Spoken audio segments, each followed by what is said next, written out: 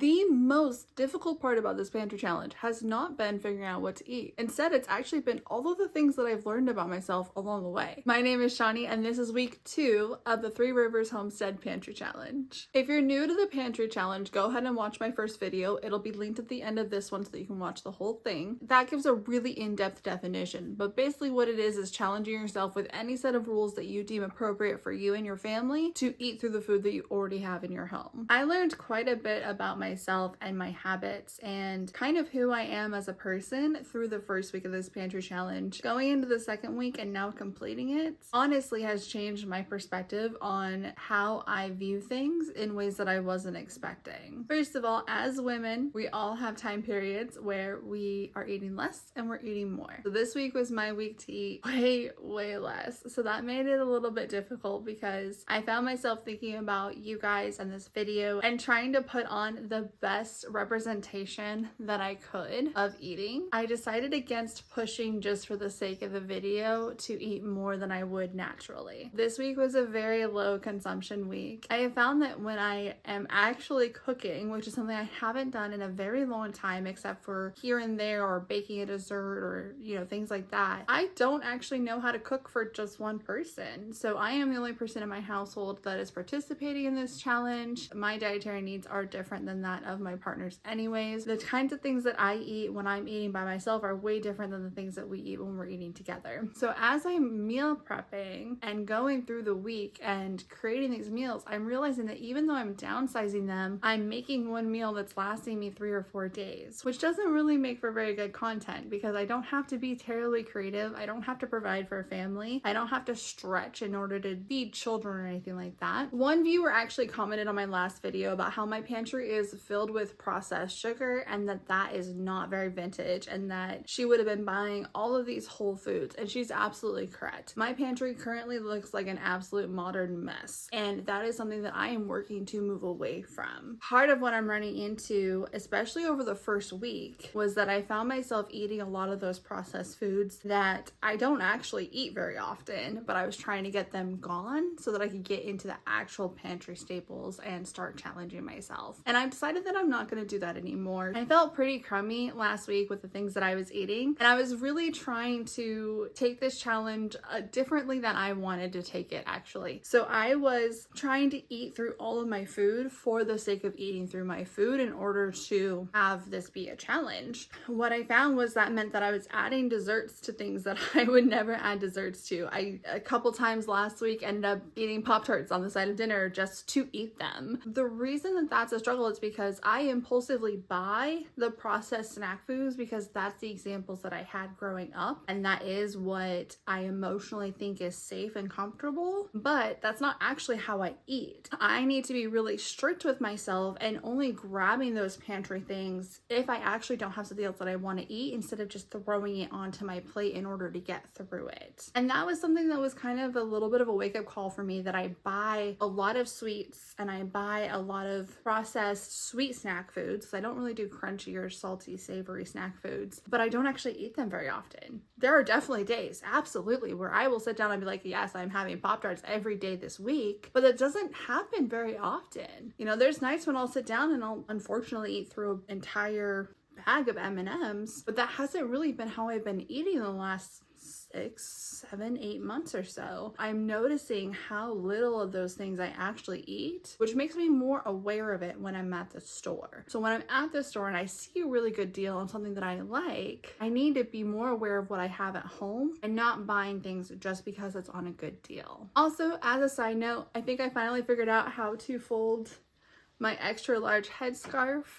Let me know in the comments down below. Do you like it? Does it look good? Does it look vintage? And if you'd like a tutorial, let me know as well. The third thing that I really learned about myself this week is that I am an absolute sucker for a good deal on food. I am one of those people who anything that I want clothing wise or other items like that, I definitely wait for them to go on sale, and I try not to buy anything full priced. I don't think I realized before I've been going to the store with Grandpa, because that's what I do, is I take him grocery shopping a couple of times a week, how impulsively I buy things that are a good deal. And to give you a little backstory, and I'm not saying this to blame my family, but that is how he shops too. So if he finds a good deal on something, he buys a case of it. Like, that's just what I've always grown up seeing. If something's on sale and you're gonna eat it, you get it. I think where I really strayed away from just getting good deals on things that you're actually gonna eat is that I do buy processed foods that are convenient and quick and easy, and I buy pantry staples. So I have a pretty good balance of stuff. Like, once we get into the back of my pantry, it's a lot of staple stuff. I find that if I have a convenient food available, instead of cooking, I will just reach for the convenience food. The other part of that is that for the last 3.5 years, I have worked 12-hour days for many months in a row. Sometimes that was 6 days a week. Convenience and just getting myself fed was really the goal that I was running into. And so I have developed a lot of really bad habits doing that. Honestly, I have. You know, when I think of food, I think of what little prepackaged frozen meal type of thing is going to be best for me, or what accumulation of snacks can I throw together. That's kind of how I eat anyways. I don't really eat meals. I like, you know, a yogurt, a fruit, a vegetable, like something little that I can macronutrient control a little bit more. I didn't realize how bad those habits were and how ingrained they were in me until I started documenting what I'm eating while I'm trying to eat my pantry, and I'm just finding more and more packages to open and put processed things out. I actually went through and decanted a bunch of candy bars that we got in December because they were on sale, and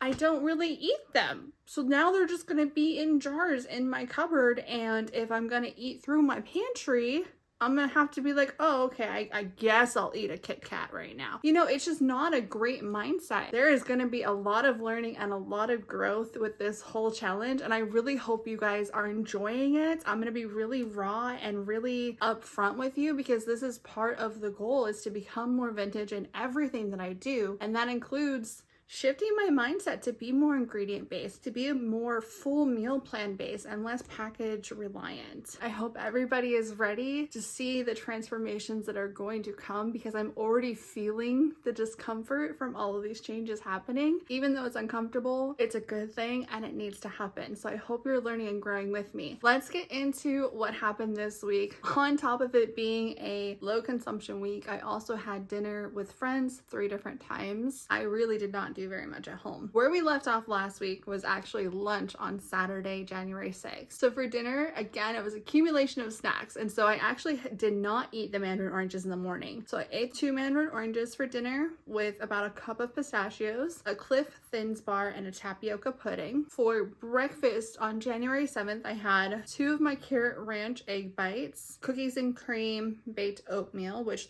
those were so good. Baked oatmeal is going to be my best friend. Becky from Acre Homestead's recipe is just phenomenal, because it ends up so light and fluffy. It's like eating a cake, and it's beautiful, and I love it so much. Same thing with those egg bites. I'm gonna perfect that recipe and get it up on a vlog for you guys, because I kind of just made it up and it needs some tweaking, but they were so good. They're carrot and orange, and oh, delicious. And then I also had a brownie for breakfast, because I had made them the night before, but I wasn't really in the mood for brownies. I had made them for Grandpa. He requested them. As I was packaging them up to take over to his house on Sunday, I decided to eat one. On Sunday, my friends decided to treat me to Cheesecake Factory, and I did not get a video or picture of what I had there, because I was really just in the moment with them. Her and I have done pasta dates for I think we've been friends now for 12 or 13 years, and pasta dates are kind of our thing. So we were just really enjoying that time. So I had half of a lunch portion of the Alfredo, and I ate half of my cheesecake. Once we got back to their house, we got it to go because it was pretty busy. And of course I had rye bread, and I actually love rye. I picked up some wheat berries that are local to the Willamette Valley, which is where I live. It's called Red Fife. It actually has a very high gluten index, and I'm not supposed to eat gluten. And so one of the suggestions was to mix rye in with it to kind of even it out and mellow it down a little bit. So I looked for some rye flour, and it's really expensive. So I think that what I'm going to do is actually grow some on Grandpa's property this upcoming year. It's a winter crop, so I'm going to plant it in, for our area, probably September or October. I'll have to look into that a little bit more. Use that with my sourdough that I'm doing with the Red Fife berries. I had a really bad stomachache after the Cheesecake Factory. which was very disappointing. I think it was just because I ended up eating a lot of gluten and a lot of sugar too, because I had a couple lemonades and then we had the cheesecake, and so I was not feeling well at all for the rest of the night, and I was still very full from lunch. For Monday this week, January 8th, for breakfast I had one of my baked oatmeal bars with whipped cream on it, one egg bite, a Kappa with whipped cream, and 2 mini biscottis. Those were one of my splurges last week and they were really good. I did not do a lunch on Monday, just wasn't hungry yet. But for dinner, I decided that I was going to make actual food. I've been craving making and trying a copycat recipe from Chevy's restaurant, which I don't know if it was ever national or if it's just a local thing, but they're no longer in business and haven't been for about 8 years. But they had a sweet corn tamalito, which was absolutely amazing. And so I found a copycat recipe and I've been wanting to make that. So I made that. And as it's steaming, it steams over the stove for about an hour. I was looking in my fridge and saw that I had some rice still. And so I decided to make enchiladas because I had everything I needed for enchiladas. I did enchilada sauce, black beans, and spicy rotel. And I diced up some olives to put in there with the rice. Usually I would add some corn to that as well, but I used the whole can of corn on the sweet corn tamalito. I put a little bit of shredded cheese inside. I did roll them up in corn tortillas, which ended up cracking pretty badly. It just wasn't pretty, but it was still edible and delicious. If you've ever made enchiladas with corn tortillas before, do you know if steaming them helps? It was a suggestion my sister made and I just don't know if it's gonna work or not, but I do have still a whole pint and a 3/4 jar worth of enchilada filling and sauce, so I'm gonna make more enchiladas. So I rolled all those up and I put some enchilada sauce inside the mix and over the top, and then topped it with shredded cheese. So I ended up having the corn tamalito, 2 enchiladas for dinner with a brownie on the side. I am off to go shopping with Grandpa, so I just made my last oatmeal bake, and of course can't survive morning shopping without coffee. Wish me luck again on not buying groceries. I got this. All right, so for lunch today, I let myself get a little bit too hungry, so we stopped for Taco Bell. And then we're sharing a little package of Reese's cupcakes. Today was not no spend. Good evening, guys. I just got home from Sarah's after a lovely dinner of my leftover enchiladas. Bubba's. Oh, I know. After a lovely dinner of my leftover enchiladas and leftover sweet corn tamalito and salad over at Sarah's house, I got home and it is so cold that we have a torrential downpour with snowflakes mixed in. It's really pretty, but it is freezing. I made myself a lovely cup of tea. This is one of my absolute favorites. It's called Christmas in Paris. It's a limited edition and I usually only find it at Ross. It's by Stash. It's the most random thing in the world, but I think it's my favorite tea blend of all. It's like a chocolate peppermint and it is just... it's amazing. I'm gonna take a shower and then I will see you guys tomorrow for breakfast. Have a good night. Cheers. Wednesday the 10th for breakfast, I had a very light breakfast. I actually just had a couple pieces of the rosemary bread toasted, and I don't even think I did a coffee that morning. Yesterday was shopping day with Grandpa, so I wanted to share with you the couple things that I ended up getting. I did a really good job though not overbuying. I did get a bunch of kale to do kale chips, and if you've never done them before, they are delicious. I think it's important to try to have some fresh veggies from week to week, so I will be getting a fresh vegetable here or there. I got some vegetable oil at Dollar Tree because I've been using like my avocado and more expensive oils for things that do not need expensive oils. This was kind of a necessity because there isn't really an alternative. Like I could keep using up all my butter, but again, butter's more expensive. Wanted to have that on hand. And then we went to Bimart and the Christmas stuff is on clearance. And so I got a cheddar block for like $2 and it's Hickory Farms. Gonna make a mac and cheese out of that. Grandpa also got us both a bag of Kit Kats. I got some more isopropyl alcohol because this is basically the ingredient that makes the difference between the Dawn Power Wash foaming spray and just regular Dawn dish soap. After I have the bottle, I actually just mix up my own and I'm running out of that. And I got some red hot sauce. I don't think this is the one I meant to get, but that's okay. I don't know what the difference between regular and wings is. I saw somebody do a, it was Becky again from Acre Homestead. She did a buffalo chicken cheesy salad thing that you put on tortillas and put them in the freezer to prep. I'm gonna air fry some tofu and do the same thing because it sounds delicious.